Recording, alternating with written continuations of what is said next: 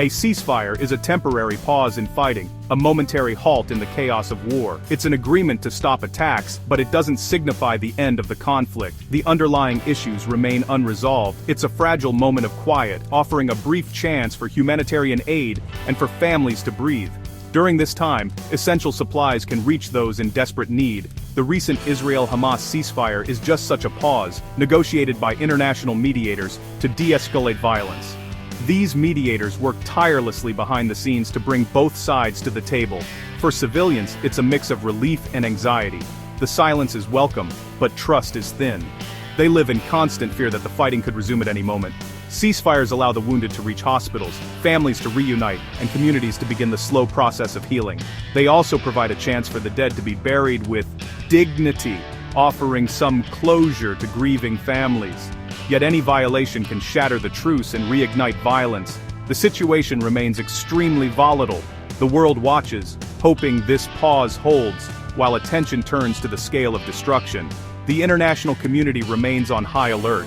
In this context, new technologies like drones have become essential for revealing the true impact on the ground. They provide a clearer picture of the devastation and help in planning the recovery efforts. Traditionally, we've relied on ground reports and the words of journalists to understand conflict, piecing together stories from the chaos on the streets and the fragments of information they could gather. But now, with the advent of drone technology, we are offered a sweeping, unfiltered view from above, one that captures the full scope of devastation in a single frame, without the limitations of a single vantage point. Flying silently over Gaza, drones reveal the devastation in stark, uncompromising detail. Entire neighborhoods flattened, familiar landmarks erased, and the scars of conflict etched into the landscape for all to see. This aerial footage transforms cold statistics into undeniable reality, making the numbers personal and showing the true, overwhelming scale of destruction that words alone can't convey. Where once there were bustling streets, vibrant rooftops, and the daily rhythm of life, now there are only fields of rubble and silence, a haunting reminder of what has been lost. The before and after images are heartbreaking, making the loss tangible for the world, and allowing distant viewers to truly grasp the human cost of conflict. For aid organizations, these visuals are critical. They map the hardest-hit areas, guide relief efforts, and help prioritize where help is needed most, making response more effective and immediate. The drone's camera is more than a tool for journalism. It's a lifeline for humanitarian response, providing real-time data and helping to coordinate rescue and recovery operations. By documenting the catastrophe from above, drones leave no doubt about the immense challenge of recovery ahead, and remind us all of the urgent need for compassion, support, and action.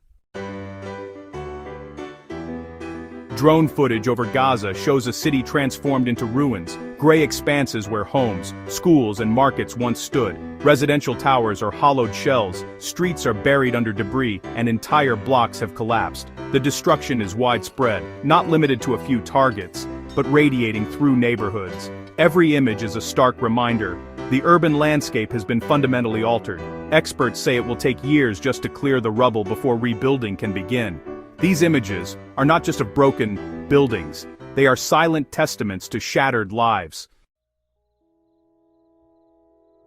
Beneath the drone's silent gaze, life in Gaza is a daily struggle for survival. The city, once vibrant and full of life, now lies in ruins, its streets echoing with the sounds of loss and resilience. Every day, families wake up to uncertainty, facing the daunting task of rebuilding their lives from the ashes. Hundreds of thousands are displaced, forced to seek shelter wherever they can, tents, abandoned buildings, or crowded schools now doubling as homes. Privacy and comfort are distant memories replaced by the constant struggle to find safety and warmth. Clean water, food, and electricity are scarce. Disease and hunger threaten at every turn. Children line up for hours just to fill a small container with water, while families wait anxiously for food aid, never knowing if supplies will last another day. The psychological toll is immense.